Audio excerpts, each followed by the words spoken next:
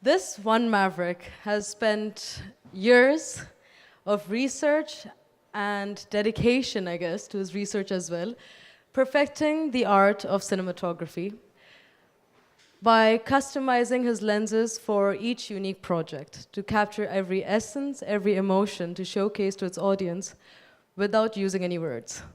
So I'd like to present to you our next maverick from 709 Studios, Mr. Yasser Al-Naimi.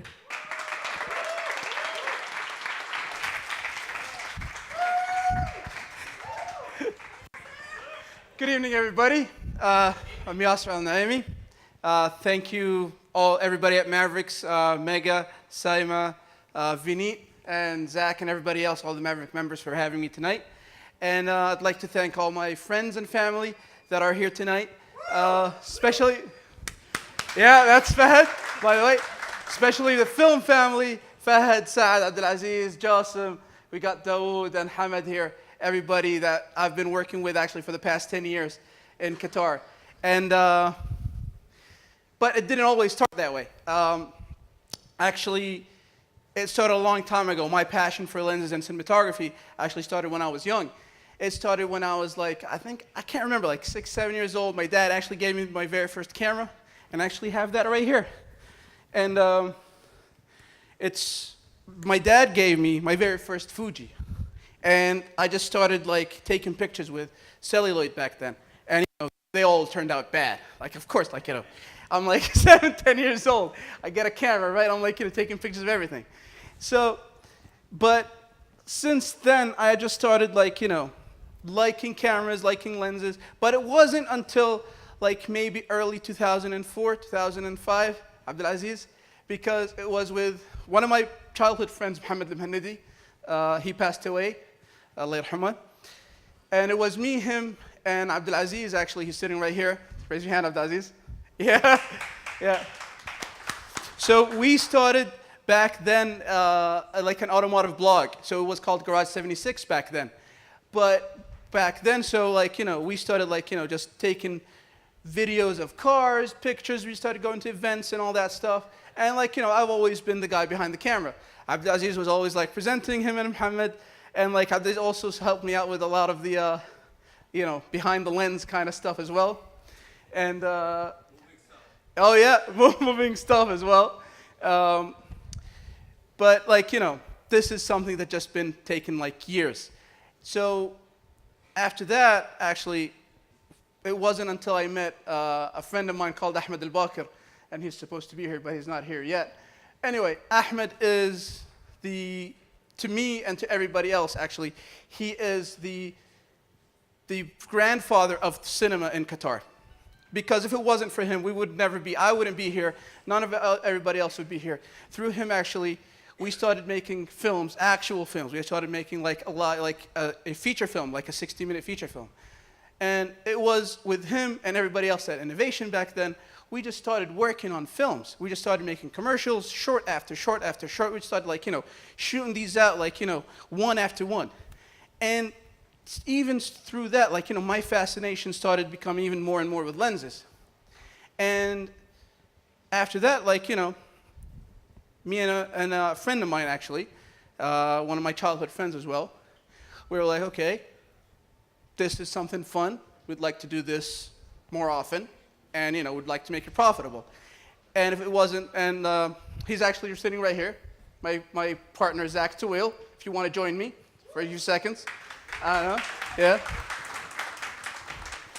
Like, if you want to talk about, like, some of the business aspects of the whole spiel. Yeah. No pressure, right? Yeah. No pressure. Well, let's see how less awkward we can make this. Essentially, the concept for 709 Studios, we wanted to take something that is a passion for Yasser and all of his colleagues that are well represented here in the audience and see if we can be able to monetize it and also be able to create a platform that's scalable.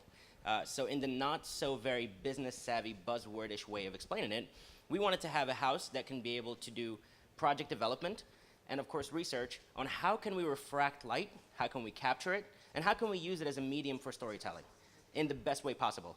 I think I'm going to let Yasser tell you a little bit more indulging stories rather than the technical aspect because he has a few examples that I think you guys will be blown away with. So take it away with the lenses.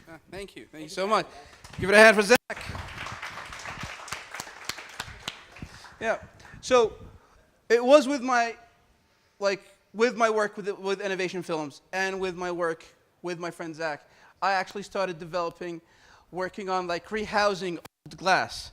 So this is like a completely custom-made glass, but it's nothing more than a rehoused glass, like an old vintage glass. Because to me, through like my research that I did, was I liked how the old film looked like the old celluloid, the old lenses, like the old 70s and 80s, like, you know, movies that are like, that have that kind of texture, that kind of textile, like kind of feel.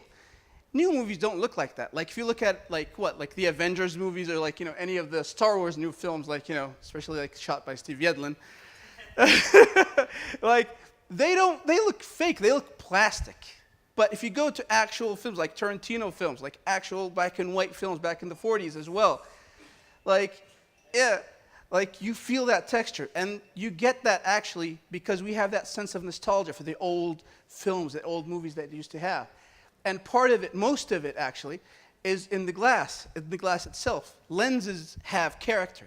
Like the bokeh, which is like, you know, the backgrounds of the lens, the roll-off of the focus, even the saturation and the colors, even the refractions of light and the flares that come into it. And I started doing that. But then, a few years later, with the help of a few of my friends at the American Society of Cinematographers, and like another friend of mine in the UK, so he developed the housing for this lens, but what I did is, with this lens, I developed the elements that go inside of it. So each element inside of it was hand-picked, and it took like 8 months just to develop these 4 lenses. And some of the parts were outsourced from Japan, some of the parts were outsourced from Germany, and like, you know, the housing was from the UK, and also we got like a connection, like, you know, Fahad. In the States, we actually got something from Panavision, which is like one of the hardest things you'd ever, like, you know, you can ever get, especially like, you know, in lenses like that. So what is our next step through our work with innovation, through our work with films, through our work, through my travels in the States? What is the next step?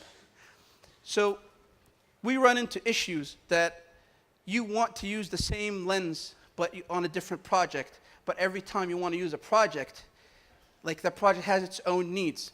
Each story, each film, each project has its own type of look. You want to give it its own character. But you don't have the money to buy different sets of lenses. It costs money, believe me, it costs a lot of money. So our next project, developing with my buddy Zach Tawil, because of his knowledge in, you know, merging metals and like, you know, engineering design as well, we want to present a new modular lens system. So if today I want to shoot an anamorphic in great CinemaScope, I can do that. Tomorrow I want to change it, we can change it to having like a spherical lens, and we can change the elements. Each element in this new design can be changed. And we want to make it for the run and gun videographer, for the wedding videographers, and for the like serious cinematographers. And this is something that we want to do through this launch pad here and here in Qatar, and we want to sell it to the world. Thank you so much for coming. Thank you for having me.